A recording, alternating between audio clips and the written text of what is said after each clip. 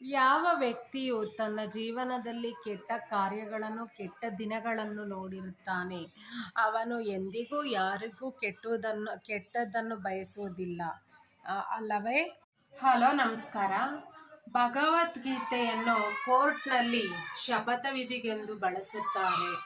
ಆದರೆ ಭಗವದ್ಗೀತೆಗಳನ್ನು ಶಾಲೆಯ ಪಠ್ಯೇತರಗಳಲ್ಲಿ ಅದನ್ನು ಅಳವಡಿಸಿದ್ದರೆ ಆ ಆ ಆ ಮಕ್ಕಳು ಕೋರ್ಟ್‌ಗೆ ಅನ್ಯಾಯವನ್ನು ಎಸಗಿ, ಕೆಟ್ಟದನ್ನು ಎಸಗಿ ಕೋರ್ಟ್‌ಗೆ ಬರುವ ಅವಶ್ಯಕತೆಯೇ ಇರುವುದಿಲ್ಲ, ಅಲ್ಲವೇ? ಅದಕ್ಕೆ ಭಗವದ್ಗೀತೆಯ ಒಂದು ಭಾಗವನ್ನು ಶಾಲೆಗಳಲ್ಲಿ ಪಠ್ಯದಲ್ಲಿ ಕಲಿಸಿದಾಗ ಎಷ್ಟೋ ಮಕ್ಕಳ ಅಭಿವೃದ್ಧಿಗೆ, ಜ್ಞಾನೋದಯಕ್ಕೆ ಅದು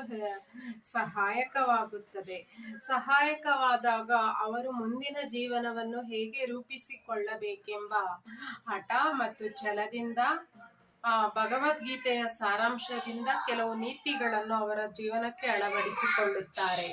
ಕರ್ಮ ಹೇಳುತ್ತದೆ, ನೊಂದ ಹೃದಯದ ಕಣ್ಣೀರು ನಿಮ್ಮನ್ನು ಎಂದಿಗೂ ಬಿಡುವುದಿಲ್ಲ, ಅಲ್ಲವೇ?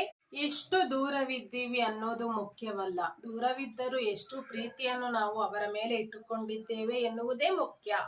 ನೀವು ಕೆಟ್ಟವರಾಗಿ ಕಾಣೋದು ಇದೊಂದೇ ರೀಸನ್ಗೆ. ಕೆಲವರಿಗೆ ಸೂರ್ಯ ತುಂಬಾ ಬಿಸಿ ಅನ್ಸ್ತಾನೆ, ಕೆಲವರಿಗೆ ಸೂರ್ಯ ಬೆಳಕು ಅನ್ಸುತ್ತೆ. ಮತ್ತೆ ಕೆಲವರಿಗೆ ನಾವು ಒಳ್ಳೆಯವರು ಅನ್ಸ್ತೀವಿ, ಮತ್ತೆ ಕೆಲವರಿಗೆ ನಾವು ಕೆಟ್ಟವರು ಅನ್ಸ್ತೀವಿ. ಇದಕ್ಕೆಲ್ಲ ಕಾರಣ ನಮ್ಮ mind set.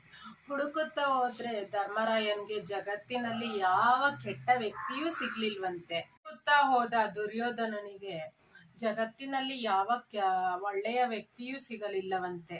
It's all about our mindset. ಈ ಸಮಾಜ ನೋಡೋರ್ನ ಅಂಧದೃಷ್ಟಿಯಿಂದ ಬೆಲೆ ಕೊಡುತ್ತೆ. ಈ ಸಮಾಜ ಸೌಂದರ್ಯವನ್ನ ಬಣ್ಣದಿಂದ ಅಳೆಯುತ್ತೆ, ವಿದ್ಯೆನ ಮಾರ್ಕ್ಸ್ ಅಂಕಿಗಳಿಂದ ಅಳೆಯುತ್ತೆ, ಹಣವಂತರಿಗೆ ಗೌರವ ಕೊಡುತ್ತೆ.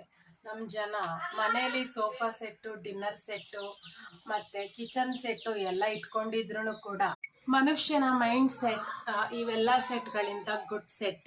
ಇದು ಚೆನ್ನಾಗಿದ್ರೆ ಎವ್ರಿಥಿಂಗ್ ಈಸ್ ಸೆಟ್.